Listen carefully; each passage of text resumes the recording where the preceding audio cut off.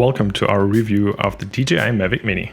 In this video we're going to show you how it works and how some of the Quickshot features make it easier to capture epic drone footage.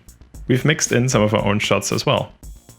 This is actually our maiden flight, the first time we flew it outside, and we immediately chose to fly it over the waves and through a small canal at the coast of Tenerife.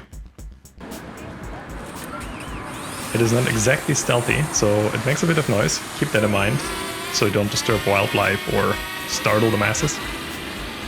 It's quite easy to fly if you've ever had a gamepad in your hand or played Mario Kart. You should get the hang of it quite quickly. For us, the drone has opened up new possibilities to get shots we otherwise would not have gotten without a huge crane or actually being inside a helicopter. Here's some of the most fun we've had with the drone. We live close to a fenced-in area that has sheep and alpacas. You're allowed to feed them, so if you bring a bag of carrots, you're very likely to be swarmed by sheep. So from the aerial view, we can see that the sheep are swarming me. It's really funny to see how it actually looks, because when you're standing amidst all the sheep, you develop some respect for the sheep's hoofs, because sometimes they will jump up and try to get to your bag of carrots that you've carefully stashed away in your jacket. So it's funny to see that with a bit of distance. This is the drone in the collapsed kind of travel state. So you flip out the rotors, and there's also a protective cap for the gimbaled camera. So as you can see, it easily fits in one hand. The battery is about the size of a Canon battery pack for the bigger cameras. It has a micro SD slot and a USB port.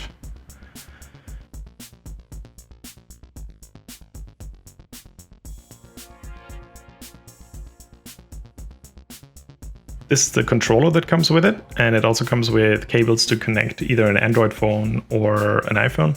There's a little cable in there that either has a micro USB or a USB-C or a lightning stick. You can charge the controller with any micro USB cable. The little joysticks are hidden in like a little clip. Getting your phone in, depending on your size of phone, can be a bit clunky. We have a OnePlus 7T, so that sometimes is a bit tricky to get in. The Quickshot modes are very handy if you want to put the drone on kind of autopilot. You're still responsible for what your drone does, but you can have the drone circle around a subject. You just need to mark on the screen what you're trying to track or what you're trying to fly around. There's also a mode that will spiral outwards and upwards. Here we've sped the footage up a little bit.